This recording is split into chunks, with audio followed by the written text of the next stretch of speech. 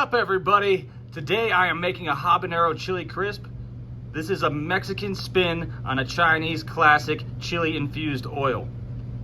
You're gonna need 1 shallot, 2 cloves of garlic, a tablespoon of coriander, a teaspoon of chili powder, a cup of avocado oil, and 25 habanero peppers.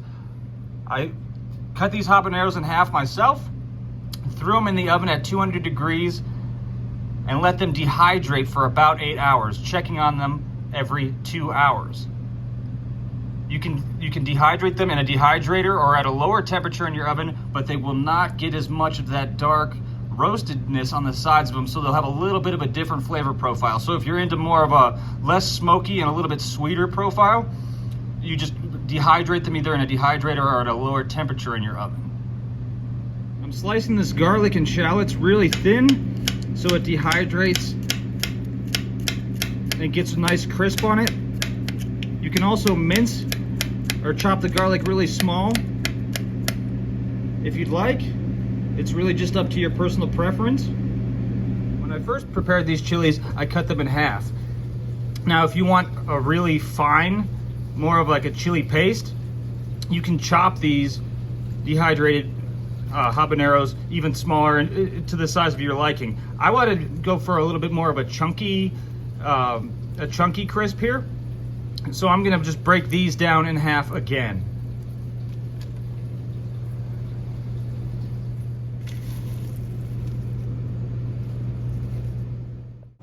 I'm starting the garlic and shallots off in a cup of room temperature avocado oil over a medium-low heat. Not looking to fry these really hard, just want to blanch them, pulling all the incredible flavors and aromas into the oil without adding any pungent or burnt taste. Remember to stir this as it's blanching. The bubbles should really not be getting any more aggressive than this.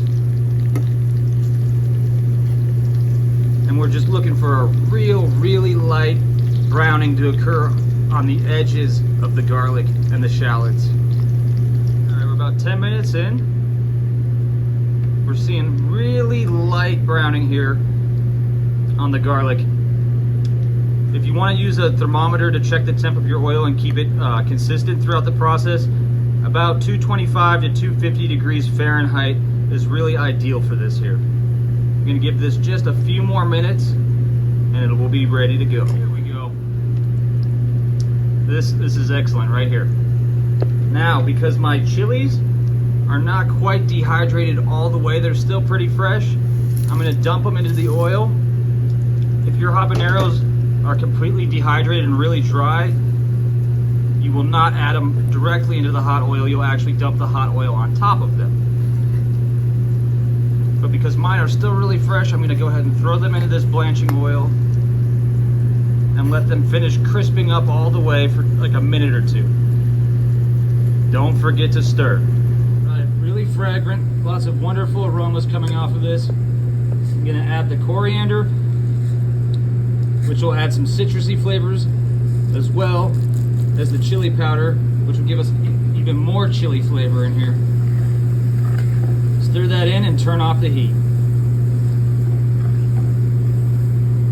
Resistant pan here set up, and as I mentioned before, if your chilies are completely dehydrated, you would put them in the pan and pour the hot oil on top of them.